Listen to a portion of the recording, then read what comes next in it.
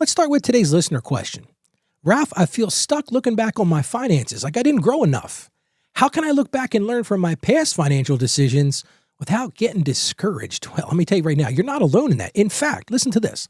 Bankrate reports that 63% of Americans say they feel behind on their financial goals. So listen, you're right there with most of us. 2/3 to think about it. But I love what psychologist Brad Klontz notes. He said, financial reflection is the bridge between frustration and growth, and it's how we change the pattern. So today we're going to talk about how to change patterns, because when you feel stuck, it is so tempting to avoid looking back. But reflection, that looking back, isn't punishment. I want to start by telling you that. It's preparation, and it's where progress becomes visible and God's faithfulness becomes clear. Let's change the pattern of how you think on today's show. Hello and welcome back. I'm Ralph. This is the show where we come at you every day, helping you to break that cycle of financial shame with confidence. And I'm so excited today as we launch a new series for the month. And I'm calling this the December Reset. Reflect, refocus, and prepare for the new year. Because listen, if we're going to be successful in the new year, guess what that's going to take? It's going to take a little preparation. It's not just going to happen on its own. And you might be saying, okay, who is this guy, Ralph?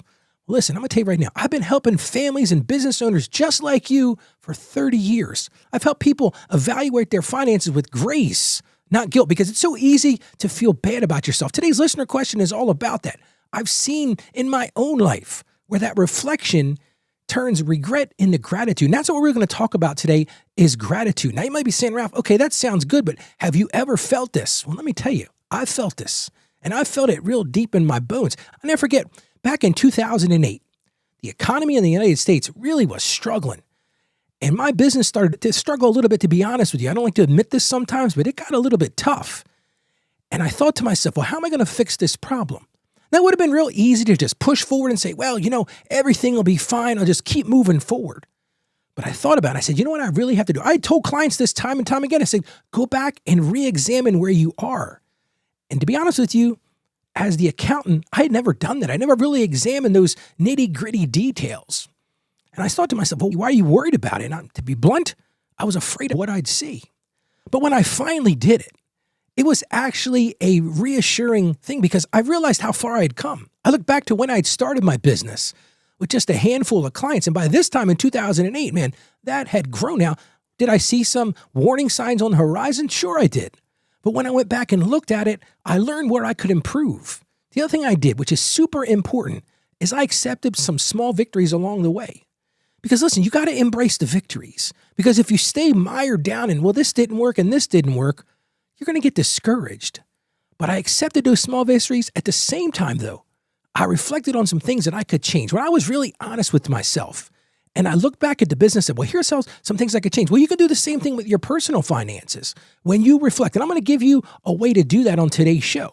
But when you reflect, you can see some things that might need to change. So let's get back to our question. And that's, how can I look back and learn from my past financial decisions without getting discouraged? Because yes, it's super easy to get discouraged. Well, we came up with what we're going to call the CLEAR plan. That's C-L-E-A-R. I'm going to break these down for you, but basically the CLEAR plan. Number one thing with the C, celebrate. See, gratitude opens your eyes to God's provision. So start by celebrating that. That's the first in the letter CLEAR, C-L-E-A-R. But celebrate, because when you celebrate, when you have that gratitude, you'll see just how much God has actually given you. Well, the second letter is L, and that stands for learn. We all have to learn that mistakes are lessons in our stewardship. Listen, I'm going to let you out a little secret right now. You're not going to be perfect. You're going to make mistakes. I make mistakes. I have a degree. I have a master's in business administration and a degree in accounting. Guess what? I make financial mistakes. You're going to make mistakes as well, but the key is to learn from them. So number two is the L, and that's learn. The E stands for examine. Now, a lot of people don't like the examination thing. You picture this light bulb above your head and it's pointing down on you. But you've got to critically look at your data. You can't sugarcoat it. It's real easy to say, well, things aren't too bad. Wasn't a big deal. That's called sugarcoating it. Sugarcoating it isn't going to help you. You've got to critically look at the data. If you're examining your personal finances, look at where you're spending your money. Look at the direction of where your money's going. Which leads us to A, and that's accept. Listen, we all make mistakes. I started by saying this a little while ago. None of us are perfect. If you're looking for perfection, you're going to constantly struggle. So accept that you've made mistakes. But the last is R, and that's refocus. So once you examine, once you learn, once you accept, but then you have to refocus because you got to use what you've learned to plan faithfully for the year ahead. Because it's real easy to stay stuck. But listen, again, clear, celebrate, learn, examine, accept, and refocus. Well, let me tie this into the Bible. We got a great verse from the Bible today. It comes from the book of Lamentations. I don't think I've actually ever used this one on the show.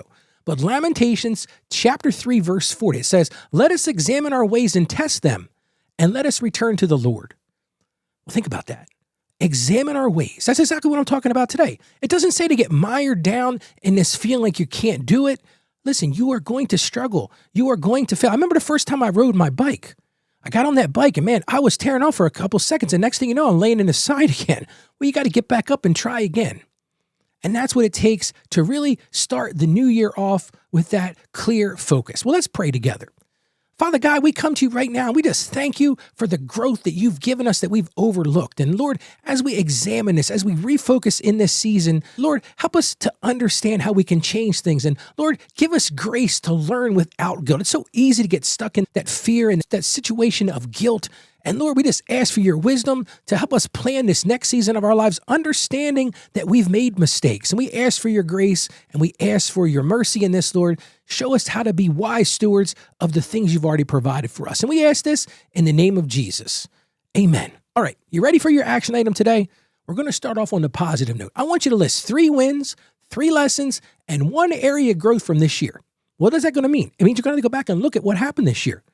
Don't sugarcoat it. Go back and look what went on. Look at the things that worked. Look at the things that didn't work. But really celebrate those wins. But then also take some time and say, you know what, I could really work on this. And then just take a minute and thank God for his faithfulness during all of this. And one of the ways you can continue your faithfulness, we just launched a new group. It's called the Financially Confident Christian Community. And this is a wonderful place where you can go and share wisdom with other people. We can support one another and we can pray through every financial decision. It's a place to connect. It's a place to grow. And it's a place to walk in confidence together. If you're interested in joining it, it's absolutely free as a simple membership. You can go to financiallyconfidentchristian.com/join. Again, that's financiallyconfidentchristian.com/join. Now, when you get there, you're going to find that there are some ways that you can upgrade if you want to support the show. So I encourage you to do that, but you can join absolutely free. Again, that's at financiallyconfidentchristian.com/join. So today, take a moment to reflect. Because that reflection brings clarity. Once you take time to do that, then you can help God to use you to review and renew your path forward. Remember, you're not behind. You're being refined. So step forward in faith, knowing every season, listen, we all have seasons in our lives. Every season is shaping what's next for you. So go out there today. I encourage you to be that financially confident Christian because listen, I know you can do this. Even amidst this time of really going back and seeing what happened, you have the skills to do this. You have the ability to do it. But better than all those things, God is with you. And if God is with us, who can stand against us? So today I want to encourage you, stay financially savvy out there. God bless you. And I'll see you again tomorrow on the show.